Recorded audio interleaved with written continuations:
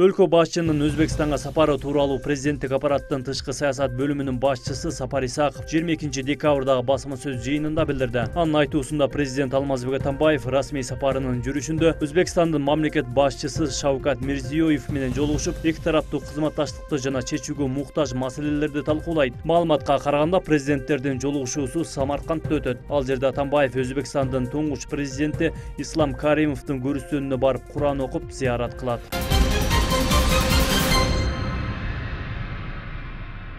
ЕАЭПке мүчө мамлекеттердин башчылары Санкт-Петербургда Бажы кодексин кабыл алаарын президенттик аппараттын тышкы саясат бөлүмүнүн башчысы Сапар Исаков маалымат жыйында билдирди. Анын айтымында 26-27 декабрь Санкт-Петербургда Жогорку Евразиялык кеңештин жана ЖККнун жыйыны өтөт. Ага Кыргызстандын президенти Алмазбек Атамбаев да катышат. Күн тартибинде бир маселе бар. Аны кийинчерээк маалымдайбыз. ЕАЭПтин алкагында Бажы кодекси кабыл алынат, деди Исаков. Ал ошондой эле Жогорку Евразиялык кеңештин жыйыны кышында өтөөрү салтка айланып калганын кошумчалады.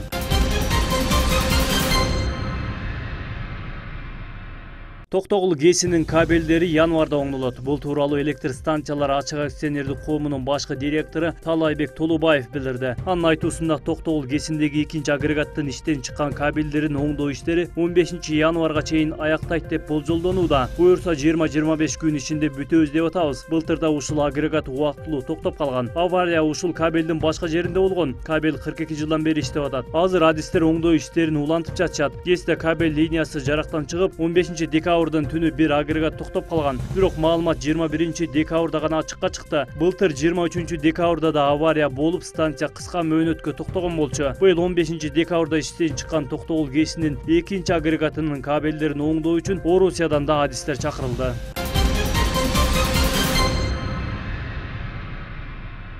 Карапайым элде кышкысын электр тартыштыгы болушу керек. Мындай пикирди депутат Улам Примов Жогорку кеңештин жалпы жыйынында билдирди. Токтогул ГЭСинин бузулган агрегатынын кабелдерин алмаштыруу ишине кызыккан эл өкүлү экономикалык мүмкүнчүлүктөргө карап, электр энергиясын иштеп чыгуучу мекемелерди оңдоп түзөө керек экендигин белгиледи. Ошондой эле Примов жалпы кыргызстандыктарды электр энергиясы менен камсыз кылуу үчүн энергетика тармагында эмгектенгендер болгон күч аракетин жумшап жатканын кошумчалады. 22 декабрда энергетиктердин кесиптик майрамы менен куттуктаган депутат калктын электр энергиясына болгон муктаждыгы көбөйүп жаткандыгын эске алуу менен кадам таштоо керек экендигин эскертти. Жылдан жылга чындыгында экономикабызда өсүү байкалып атат. Өндүрүштө электр энергия болгон суроо талап көбөйүп атат. Жылына орто эсеп менен канча киловатт электр энергияга потребление көбөйүп атат? Биздики былтыркы менен быйылкыны салыштырганда жалпысынан электр энергия бул энергетика системасында өзүнчө бир экономикалык индикатор болуп саналат. Баягы живой акча чогултуп эметкенде ошолордун баарынан чыгат. Былтыркы менен салыштырмалуу бизде өсүш жок. Жалпысынан орто эсеп менен жылына канча киловатт электр энергия потребление көбөйөт? Бир 3%. 3% ал канча киловаттты түзөт? Канча 300-400 миллион тегерегинде. 300-400 миллион тегерегинде жыл сайын потребление электр энергия көбөйөт. Анан кийин андан Токтогулский ГЭС чындыгында бул локомотив, андан сырткары биздин кичинекей дагы ГЭСтерибиз бар, Курпсайская, Ташкумырская, алардын акыбалы кандай? Токтогул ГЭСин реконструкциялоо боюнча биз мынакей каржылоо маселесин чечтик десек болот.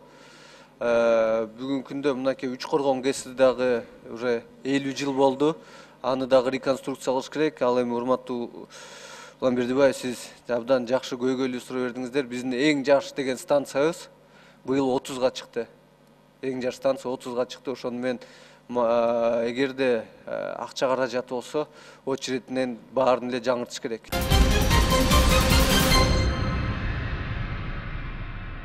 Көкчаңгак шаарынын 16 жаштагы тургуну 17 декабрда мал уурулукка айыпталды. Жалал Абад облустук ички иштер башкармалыгынын басма сөз кызматы билдиргендей, Макаренко мектебинин 11-класстын окуучусу тууганынын бир баш кара малын базарга алып барып, 17 000 сомго жакын акчага сатып жиберген. Акчаны өзүнө зөөкүрлүк көрсөтүп жүргөн башка мектептин окуучусуна жана карыздары үчүн кафе менен дүкөнгө төлөгөн. Калган сумманы өз үйүндөгү дааратканага жашырган. Жоголгон мал базардан табылган. Иш сотко жөнөтүлдү.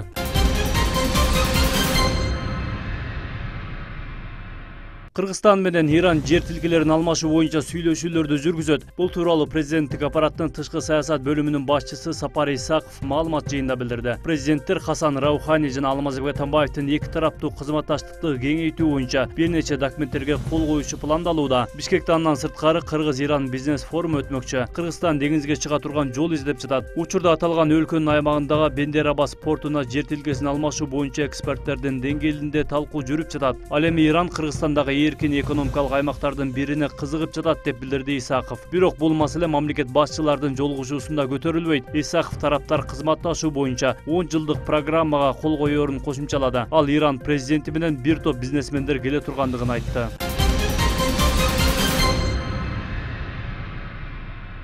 Мурдагы акыйкатчы Турсунбек Акун 2017-жылы өтө турган шайлоодо Кыргызстандын президенттигине талапкерлигин коет. Ал жетектеген Кыргызстандын демократиялык кыймылы 21 декабрда Бишкекте өткөргөн конференцияда ушундай чечим кабыл алды. Жыйынга катышкан 70тен ашуун адамдын 68 аны мамлекет башчылыкка ылайыктуу талапкер деп тандашкан. Мамлекет эгемендикке жетишкенден кийин түзүлгөн Кыргызстан демократиялык кыймылы учурда катарына жаштарды тартуу аракетин көрүүдө. Жалпысынан 2447 мүчөсү бар. Кыймыл быйыл 26 жылдыгын белгилеп жатат. Бул уюм кезинде чоң саясий кыймыл катары жаңылануулардын башында турган. 3 жылдан кийин партия түзүлүп, кыймыл жоюлган. Быйыл кайрадан кыймыл катары ишин жанданткан.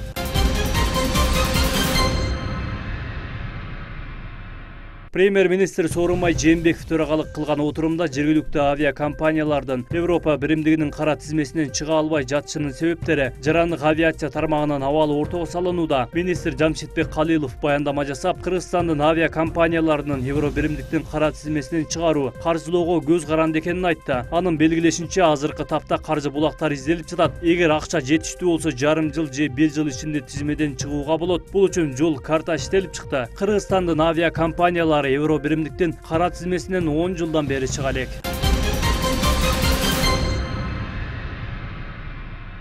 Кыргыз Телеком ишканасынын жетекчиси милдетин аткарууга Нурлан Мадаминов дайындалды. Мындай чечим директорлор кеңешинин чаршембидеги жыйынында кабыл алынганы кабарланды. Мадаминов мурда Сергек деген ишкананы башкарган. Кыргыз Телекомдун мурдагы жетекчиси Эмиль Эшеналиевке кылмыш иши козголгондугуна байланыштуу кызматтан алынган. Ага өлкөдөгү интернеттин кымбатташын иликтөөгө алган депутаттык комиссиянын корутундусу негиз берген.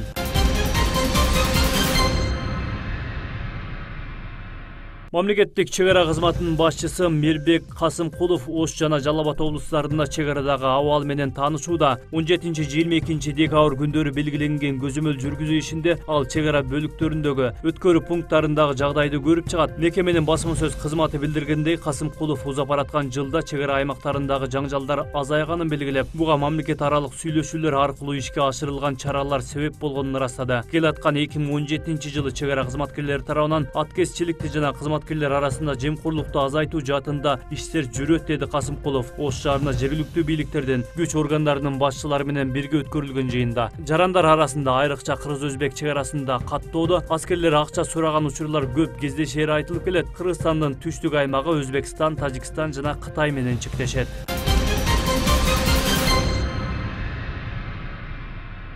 Нарын облусунда былтыркы жылга салыштырмалуу мал жандыктын саны бир топ жогорулаган. Бул тууралуу Нарын облустук статистика комитетинен билдиришти. Маалыматка караганда, ийри мүйүздүү малдын башы 145.687ге жетип, 2015 жылга салыштырмалуу 3.737 башка көбөйгөн. Кой эчкилер 1.005.343 башка жетип, 14.693 башка көбөйсө, үй канаттуулары 189.985ге жетип, 6.141ге көбөйгөн.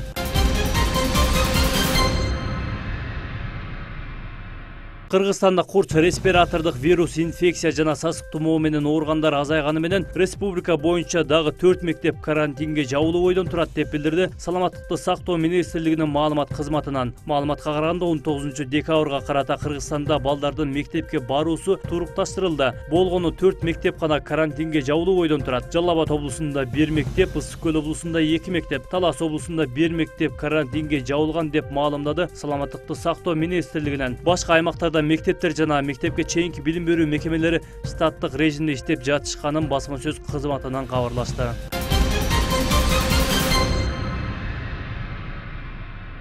Ноокат районундагы Кыргыз Ата айыл өкмөтүндө уурулук, кылмыштуулуктун алдын алуу максатында аксакалдардын өз ара чечими менен дүкөндөрдө спирт ичимдиктерин сатууга тыюу салынды. Бул тууралуу айыл өкмөт башчысы Бакытбек Мариипов билдирди. Анын айтымында бул чечимге коомдук жайлардагы башаламандык уюштургандар, жол кырсыктары, мал уурулуктун көбөйүшүнөн улам жарандардын кайрылуусу себеп болгон. Анын айтымында өткөн жылы бул демилгени ишке ашыруу үчүн айылдык кеңештин токтому да чыккан. Бирок Ноокат райондук прокуратурасы ишкерлердин укугу бузулуп жатат деген жүйө менен жергиликтүү сотко кайрылып, сот чечим туура эмес кабыл алынган деп айылдык кеңеште 10 000 сом өлчөмүндө айыпка жыккан. Белгилей кетсек, Кыргыз Ата айыл өкмөтүндө жалпы 7 айыл бар. Эскерте кетсек, буга чейин да Алайда, Ноокаттын башка айылында Нокен жана Лейлекте эч кандай мыйзамы жок эле коомчулуктун жалпы чечим менен спирт ичимдиктерин сатууга тыюу салынган.